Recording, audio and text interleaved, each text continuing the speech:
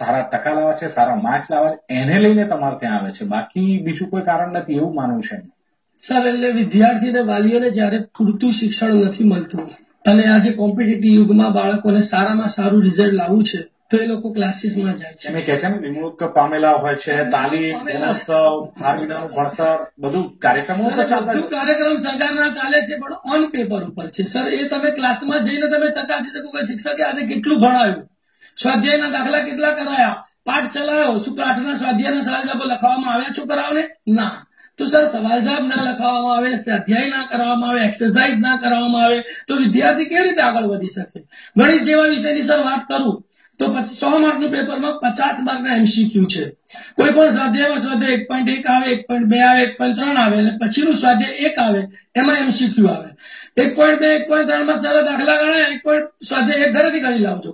હવે એમસીક્યુ 50 માર્કના છે, શિક્ષકો કરાવતા જ નથી તો બાળકો કેવી રીતે સોલ્વ કરી શકશે? કેવી રીતે ગણિતનું રિઝલ્ટ લાવી શકશે?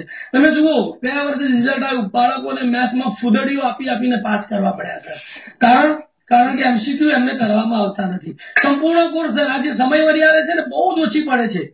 જો સ્કૂલનો સમય 9:30 થી કે 10 થી 5 નો કરી દેવામાં આવે ને ઉચ્ચતર માધ્યમિક માટે તો સર કદાચ બાળકોને સારામાં સારું શિક્ષણ મળશે. કે પૂરો કોર્સ કરાવે, પૂરું ભણતર આપે, બધું જ થાય તો તમારા ત્યાં કોણ આવશે?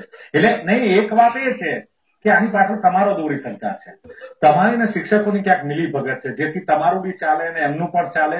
અને એવી પણ ચર્ચા છે કે આ કોચિંગ ક્લાસ વાળા ક્યાંક ને ક્યાંક આ શિક્ષકોના સંપર્કમાં હોય છે અને એને લઈને શિક્ષકો અને કોચિંગ ક્લાસ બંનેનું ચાલતું હોય છે.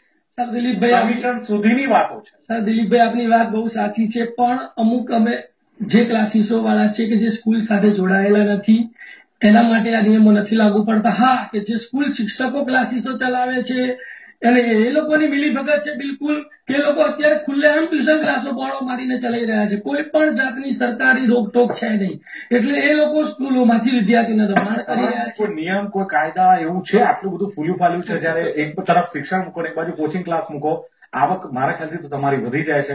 કોઈ કાયદા, કાનૂન, લાયસન્સ છે આ બધું? સર, આ માટે કોઈ જ કાયદા નથી. કોઈ પણ વ્યક્તિ ક્લાસીસ ખોલી શકે છે સર, એમાં કોઈ કાયદા નથી. હા, અમે લોકો જે ધંધો કરીએ છીએ તમે સર્વિસ ટેક્સ, પ્રોફેશનલ ટેક્સ એ બધું ભરીએ છીએ. જયારે શિક્ષકો ટ્યુશનો કરે છે ત્યારે કોઈ પણ પ્રકારના એ લોકો સરકારી ભરણા ભરતા નથી. તમે બિંદાસ છો. ચલો, એનીવે, સંજયભાઈ, આપણે પૂછીશ કે જે શિક્ષક શાળામાં 50-60 હજાર પગાર લે છે